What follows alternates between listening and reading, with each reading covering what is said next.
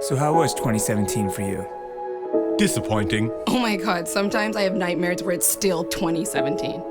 Why make a film about 2017, if you don't mind my asking? So we asked around, and it seemed like a lot of people felt like 2017 was kind of a turning point in a lot of ways. Yeah, it did kind of feel like society was heading in one direction. And then 2017. Yeah, exactly. So we figured that was worth talking about, basically. Yes, there were certainly some horrid things in the news.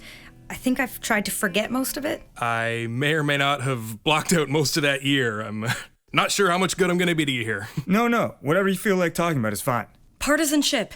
That was the theme of the year. I mean, my goodness. Suddenly everyone seemed like they were divided into different groups, like different races on Star Trek. Oh, you can just dismiss so-and-so, those Romulans are all the same. To say nothing of the freaking Nazis. There was a lot of hatred in 2017. Looking back, that was the first year I really started thinking about how most people have most things in common, but we focus on the few differences and turn everything into us versus them. But there actually is an us and them. And it's normal people and extremists. And they win when the rest of us are fighting amongst ourselves. Ideological extremists, but then also financial extremists. If you trade lies for money, you're still a fanatic. Hashtag 2017, to use the relevant vernacular. It seemed like extreme personality types had been getting rewarded with power for quite a while. So you'd say there's a lot of difficulty in 2017. Yeah, that's one word for it. People should understand how needlessly difficult it was for young people in 2017. When you build a society that has infinite potential for personal success, but you don't structure in the kind of controls that ensure that everyone progresses in relative unison, you rather negatively impact the minds and wallets of the upcoming generation. It was like musical chairs, except there's more chairs than people, and you still don't get a seat somehow. And tell me about where we are right now. Okay, so this is the neighborhood where I lived in 2017. The usual thing of something looking affordable, but then your rent is 180% of your income. I had to move twice in 2017. You get new owners in and they quickly jack up the price before you can introduce yourself and put a face on things. That was really the year where I started to notice how some people don't actually want to live in a society. They would just not give an inch if it meant someone else would benefit and not them. I think all my favorite restaurants were out of business by 2017 because of rent hikes. Property developers in an office somewhere that you never meet just making decisions for everyone else about the character of your neighborhood. These are, of course, things I didn't necessarily even realize at the time, but I've come to realize. There's much that seems more than bizarre in hindsight. Attitudes toward mental illness and disease. That was a huge theme. Even my own attitude was pretty disappointing, to be honest. Though it got me thinking, at least. Got you thinking? Yeah, about how for better or for worse should be a vow for friendship too, and not just married people.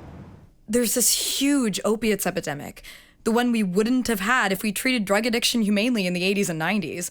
And if you have any other disease, this whole huge support system materializes around you to make sure you're taken care of. But if you have the disease of addiction, you're just left for dead? Why? Because you chose to take the drugs? Well, guess what? I can think of a couple other things we choose to do that cause disease, but we don't consider those a moral failing. 2017.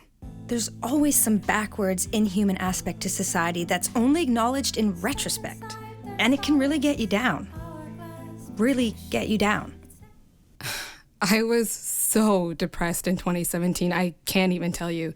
You just feel like you're not successful enough, and you're not pretty enough, and you're not experienced enough, and no matter what you do, it's just not good enough, and you feel like it's just you, which is the worst part. I've never spoken about this, but in the summer of 2017, I was so depressed I was afraid to leave the house in case I happened to walk past a bridge. I'll actually never forget that. And it was a great tragedy that we'd publicly celebrate the artistic expression of very sad people, but we wouldn't expend quite as much effort in protecting them. Some people feel more, and the rest of us can't just sit back and enjoy the good parts and leave them at the mercy of themselves. And that lesson can only come too late. When have too many people died for them to have died for nothing? I think it was 2017 when I started to think about things differently. You mentioned Star Trek earlier. There's actually a new Star Trek series that came out this year. There was. Very exciting. What would you say about culture in 2017? It seems like it wasn't that different from previous decades. Pop music, video games, Star Trek. Yes, the individuality of decades was noticeably on the decline in 2017. as music and technology sort of plateaued, I suppose I'd say. I mean, I spent 2017 listening to the kind of thing that would have been called oldies once. I think I was listening to the Smiths. Their last album came out 30 years earlier. But my parents listened to classical, and when's the last time Brahms put out a record? I think the more time goes by, the more you realize the good things will always be good. They're immune to the passing of time and all its sickening crimes. Unlike me, unfortunately. Well, I think you look great.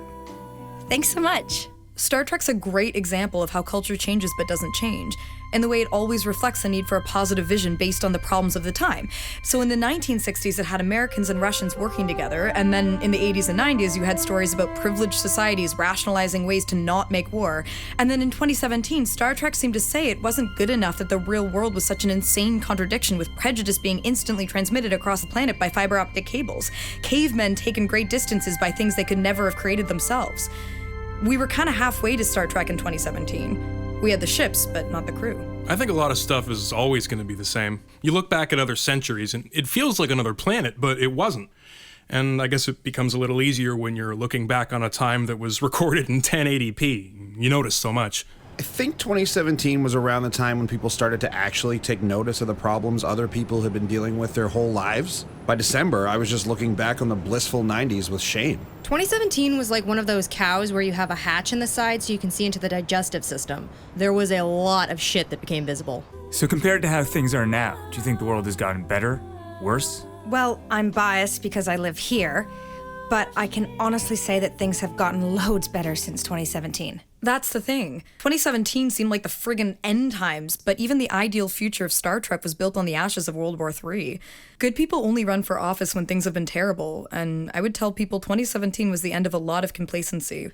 I might be very slightly older and marginally less beautiful than I was in 2017, but the world is at least going in the other direction, so it's pretty much worth it. When you've known someone your whole life, you don't notice them aging, though. Yeah, so the fact that the same familiar world looks so visibly different now says a lot.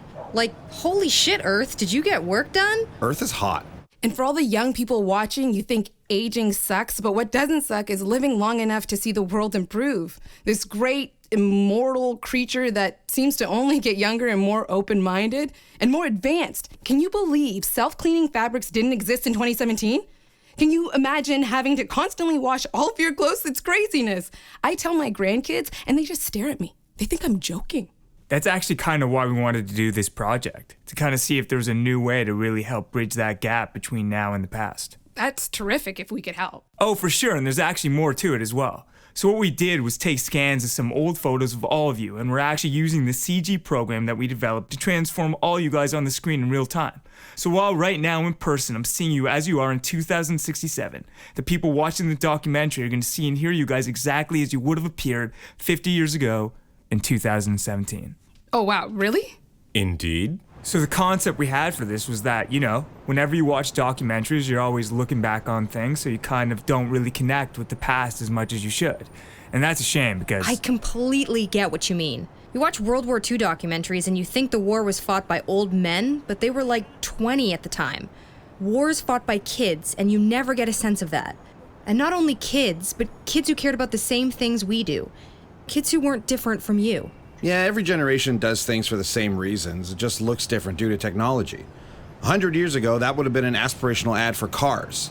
And 100 years from now, it'll be an ad for teleporters. But each time, it's just people wanting to fill the same need. Yeah, if you guys got a technology that can help people see those parallels, then you really got something there.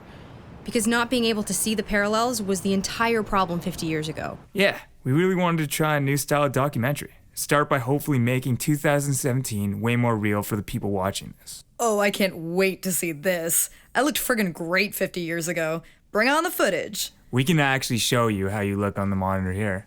Oh my goodness. Wow. Hi, I remember you. Oh, you handsome devil. God, it's like time travel. It's so weird. Suddenly I can kind of remember all those people I used to be. This is the kind of thing 2017 needed. That's such a good idea, though. Looking back on 2017, you remember all the problems caused by people not seeing each other as the same, living in a society physically, but not mentally. Yeah, for sure. So thank you for being part of this. Oh, well, thank you. Okay, but how's the documentary going to end, though? Oh, you should kind of fade out on the CG to show how we actually look in the present day. Blow some minds. Is the scenery CG'd as well? Full the big reveal at the end. Like, hi, this is me now. But inside, I basically still think I'm 30, so I'm glad you could see me how I see myself as well. Is there anything else you'd like people to know? People say, oh, don't get tattoos, what about when you're old? But take a look at me. I look friggin' badass. Sorry to all the mums and dads watching. I want to say that there aren't the divisions that you think there are between you and your grandparents, or now in the past, or anyone really. That's you in the history books, if you were somewhere else. There's no such thing as oldies. I want you to know that I might not look like you, but I used to. And life wasn't that different for me when I was your age. So yeah, you know how we thought the world was going to shit? Well, guess what? Everyone has always thought that. And then they have kids who are way smarter and nicer than them. Kids, aka future old people. 2017. It completely did feel like a turning point, but it was because what was happening in the world changed us to see how willing we were to fight for a better world. And we were pretty damn willing, as it turned out. Just on a personal level, I started to push back against things in 2017 because I wanted to still be here in 50 years. If you'd like to know the story of 2017, have a look at 2067 because one led to the other. Because that's how it works. It's really the perfect year to use in this movie. It seemed like it was one thing and then it turned out to be something else. Something that brought us together. It didn't feel like it then, but we were just links in a chain, and I think that chain gradually gets too long to ignore. Nothing really divides us, not even time. There's one race, and that's the human race. I'm actually not surprised you chose 2017 to make a film about. That was around the time I started to imagine a better future. And the only way to make sure there's a future is to remember that we're all someone else's past. Oh, we should end on that. Nice one. Well, I had 80 years to think of it.